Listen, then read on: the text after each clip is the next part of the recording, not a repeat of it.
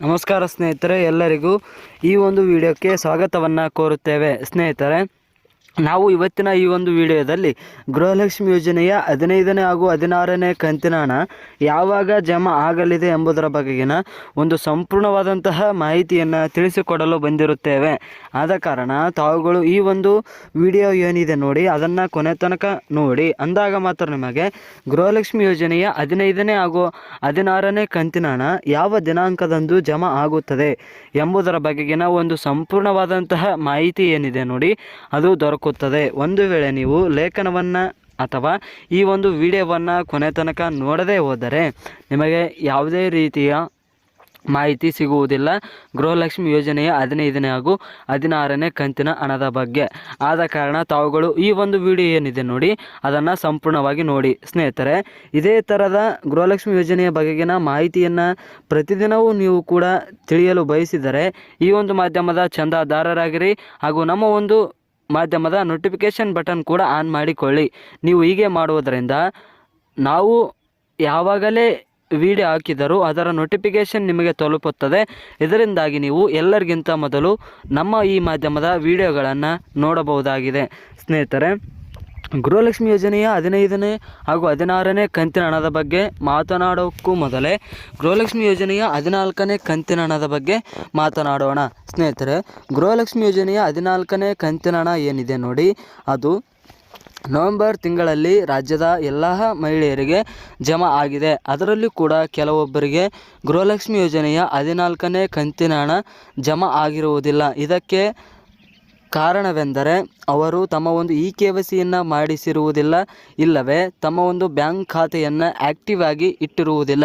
ಇದೇ ಕಾರಣದಿಂದಾಗಿ ಅವರಿಗೆ ಗೃಹಲಕ್ಷ್ಮಿ ಯೋಜನೆಯ 14ನೇ ಕಂತಿನ ಹಣ ಏನಿದೆ ನೋಡಿ ಅದು ಜಮಾ ಆಗಿರುವುದಿಲ್ಲ. ಒಂದು ವೇಳೆ ನಿಮಗೂ ಕೂಡ ಗೃಹಲಕ್ಷ್ಮಿ ಯೋಜನೆಯ 14ನೇ ಕಂತಿನ ಹಣ ಜಮಾ ಆಗಿಲ್ಲವೆಂದರೆ ನೀವು ಹೊಂದಿರುವಂತಹ ಬ್ಯಾಂಕ್ ಖಾತೆಗೆ ಭೇಟಿ ನೀಡುವುದರ ಮೂಲಕ ಆ ಒಂದು ಬ್ಯಾಂಕಿನಲ್ಲಿ ನಿಮ್ಮ ಒಂದು ಆಧಾರ್ ಕಾರ್ಡ್ ಹಾಗೂ ಬ್ಯಾಂಕ್ ಖಾತೆಯ ಪ್ರತಿಗಳನ್ನು ನೀಡಿ NPCI ಮಾಡಿಸುವುದರ ಮೂಲಕ ನೀವು ಗೃಹಲಕ್ಷ್ಮಿ ಯೋಜನೆಯ ಹಣವನ್ನು ಸುಲಭವಾಗಿ ಪಡೆದುಕೊಳ್ಳಬಹುದು. ಯಾರು ಕೂಡ ಭಯ ಪಡುವಂತಿಲ್ಲ. ಏಕೆಂದರೆ ಈ ಒಂದು ಗೃಹಲಕ್ಷ್ಮಿ ಯೋಜನೆ ಏನಿದೆ ನೋಡಿ ಅದು ಬಡವರ ಕಲ್ಯಾಣಕ್ಕಾಗಿ, ಬಡ ಮಹಿಳೆಯರ ಸಬಲೀಕರಣಕ್ಕಾಗಿ ಬಿಡುಗಡೆ ಮಾಡಿರುವಂತಹ ಗೃಹಲಕ್ಷ್ಮಿ ಯೋಜನೆಯಾಗಿದೆ.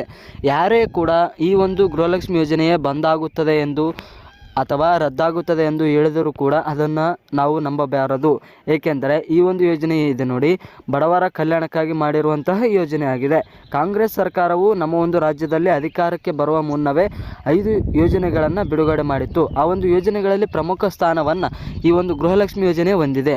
ಆದ ಕಾರಣ ಈ ಒಂದು ಗೃಹಲಕ್ಷ್ಮಿ ಯೋಜನೆಯನ್ನು ಯಾವುದೇ ಕಾರಣಕ್ಕೂ ಬಂದು ಮಾಡುವುದಿಲ್ಲ, ರದ್ದು ಮಾಡುವುದಿಲ್ಲ ಎಂದು ಲಕ್ಷ್ಮೀ ಹೆಬ್ಬಾಳ್ಕರ್ ಅವರು ತಿಳಿಸಿರುತ್ತಾರೆ. ಆದ ಕಾರಣ ಯಾರು ಕೂಡ ಭಯ ಪಡುವಂತಿಲ್ಲ. ಒಂದು ವೇಳೆ ಯಾರಿಗಾದರೂ ಒಂದು ಕಂತಿನ ಹಣ ಬಂದಿಲ್ಲವೆಂದರೆ ನೀವು ಹೊಂದಿರುವಂತಹ ಬ್ಯಾಂಕ್ ಖಾತೆಗೆ ಭೇಟಿ ನೀಡಿ. ಏಕೆಂದರೆ ನಿಮ್ಮ ಒಂದು ಬ್ಯಾಂಕ್ ಖಾತೆಯೊಂದಿಗೆ ನಿಮ್ಮ ಆಧಾರ್ ಕಾರ್ಡ್ ಏನಿದೆ ನೋಡಿ ಅದು ಲಿಂಕ್ ಆಗಿರುವುದಿಲ್ಲ. ಈ ಕಾರಣದಿಂದಾಗಿ ನಿಮಗೆ ಗೃಹಲಕ್ಷ್ಮಿ ಯೋಜನೆಯ ಹಣ ಬಂದಿರುವುದಿಲ್ಲ.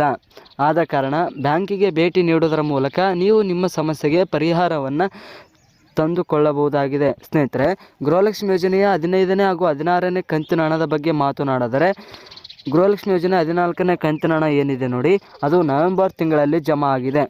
ಇದರಿಂದಾಗಿ ಗೃಹಲಕ್ಷ್ಮಿ ಯೋಜನೆಯ 15 ಹಾಗೂ 16ನೇ ಕಂತಿನ ಹಣ ಡಿಸೆಂಬರ್ ತಿಂಗಳ ಒಳಗಾಗಿ ಬಿಡುಗಡೆ ಮಾಡಲಾಗುತ್ತದೆ. ಗೃಹಲಕ್ಷ್ಮಿ ಯೋಜನೆಯ 15ನೇ ಕಂತಿನ ಹಣವನ್ನು ಡಿಸೆಂಬರ್ 15ನೇ ತಾರೀಕಿನ ಒಳಗೆ ಬಿಡುಗಡೆ ಮಾಡಿದರೆ ಉಳಿದ ಹಣವನ್ನು ಡಿಸೆಂಬರ್ 30ರವರೆಗೆ ಬಿಡುಗಡೆ ಮಾಡಲಾಗುತ್ತದೆ ಎಂಬುದರ ಬಗೆಗಿನ ಒಂದು ಸಂಪೂರ್ಣವಾದಂತಹ ಮಾಹಿತಿಯನ್ನು ನಮ್ಮ ಸಚಿವೆ ಆದಂತಹ ಲಕ್ಷ್ಮೀ ಹೆಬ್ಬಾಳ್ಕರ್ ಅವರು ತಿಳಿಸಿರುತ್ತಾರೆ. ಗೃಹಲಕ್ಷ್ಮಿ ಯೋಜನೆಯ 15ನೇ ಕಂತಿನ ಹಣ ಯಾವಾಗ ಜಮಾ ಆಗುತ್ತದೆ ಎಂದರೆ ಗೃಹಲಕ್ಷ್ಮಿ ಯೋಜನೆಯ 15ನೇ ಕಂತಿನ ಹಣ ಡಿಸೆಂಬರ್ 15ರ ಒಳಗಾಗಿ ಜಮಾ ಆಗುತ್ತದೆ. ಆದರೆ ಯಾವ ದಿನಾಂಕದಂದು ಎಂದು ಕಡ್ಡಾಯವಾಗಿ ಹೇಳಲು ಸಾಧ್ಯವಿಲ್ಲ. ಏಕೆಂದರೆ ಇದರ ಬಗ್ಗೆ ಖುದ್ದು ಸಚಿವೆ ಲಕ್ಷ್ಮೀ ಹೆಬ್ಬಾಳ್ಕರ್ ಅವರು ಕೂಡ ಮಾಹಿತಿಯನ್ನು ನೀಡಿರುವುದಿಲ್ಲ. ಆದ ಕಾರಣ ಡಿಸೆಂಬರ್ 15ರ ಒಳಗಾಗಿ ಖಂಡಿತವಾಗಿಯೂ ಹಣ ಬಿಡುಗಡೆ ಆಗುತ್ತದೆ ಎಂಬುದರ ಬಗೆಗಿನ ಮಾಹಿತಿಯನ್ನು ಮಾತ್ರ ಲಕ್ಷ್ಮೀ ಹೆಬ್ಬಾಳ್ಕರ್ ಅವರು ತಿಳಿಸಿರುತ್ತಾರೆ. ಅದರಂತೆಯೇ ನಾವು ಡಿಸೆಂಬರ್ 15ರ ತನಕ ಕಾದು ನೋಡಬೇಕಾಗಿದೆ ಹಣ ಜಮಾ ಆಗುತ್ತದೆಯೇ ಅಥವಾ ಇಲ್ಲವಾ ಎಂದು. ಒಂದು ವೇಳೆ ಗೃಹಲಕ್ಷ್ಮಿ ಯೋಜನೆಯ 15ನೇ ಕಂತಿನ ಹಣ ಏನಿದೆ ನೋಡಿ, ಅದು ಡಿಸೆಂಬರ್ 15ರ ತಾರೀಕಿನ ಒಳಗಾಗಿ ಜಮಾ ಆದರೆ ಮುಂದಿನ ದಿನಗಳಲ್ಲಿ ಕೂಡ ಡಿಸೆಂಬರ್ 30ರ ಒಳಗಾಗಿ ಗೃಹಲಕ್ಷ್ಮಿ ಯೋಜನೆಯ 16ನೇ ಕಂತಿನ ಹಣ ಬಿಡುಗಡೆಯಾಗುತ್ತದೆ.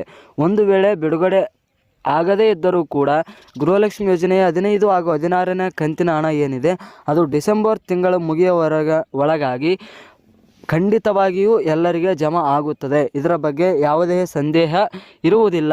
ಇದರ ಬಗ್ಗೆ ನಮ್ಮ ರಾಜ್ಯದ ಮುಖ್ಯಮಂತ್ರಿಗಳಾಗಿರುವಂತಹ ಸಿದ್ದರಾಮಯ್ಯರವರು ಕೂಡ ಸ್ಪಷ್ಟವಾದ ಮಾಹಿತಿಯನ್ನು ನೀಡಿರುತ್ತಾರೆ. ಡಿಸೆಂಬರ್ ಒಳಗಾಗಿ ಗೃಹಲಕ್ಷ್ಮಿ ಯೋಜನೆಯ 15ನೇ ಹಾಗೂ 16ನೇ ಕಂತಿನ ಹಣವನ್ನು ಬಿಡುಗಡೆ ಮಾಡಲಾಗುತ್ತದೆ. ಇದರಲ್ಲಿ ಯಾವುದೇ ಸಂಶಯವಿಲ್ಲ ಎಂದು ಖುದ್ದು ನಮ್ಮ ರಾಜ್ಯದ ಮುಖ್ಯಮಂತ್ರಿಗಳಾಗಿರುವಂತಹ CM ಸಿದ್ದರಾಮಯ್ಯನವರು ಕೂಡ ಮಾಹಿತಿಯನ್ನು ನೀಡಿರುತ್ತಾರೆ. ಸ್ನೇಹಿತರೆ, ಇದಾಗಿತ್ತು ಗೃಹಲಕ್ಷ್ಮಿ ಯೋಜನೆಯ 15ನೇ ಹಾಗೂ 16ನೇ ಕಂತಿನ ಹಣದ ಬಗೆಗಿನ ಮಾಹಿತಿ. ಇದೇ ಥರದ ಮಾಹಿತಿಗಳನ್ನು ಪಡೆಯಲು ಈ ಒಂದು ಮಾಧ್ಯಮದ ಚಂದಾದಾರರಾಗಿರಿ.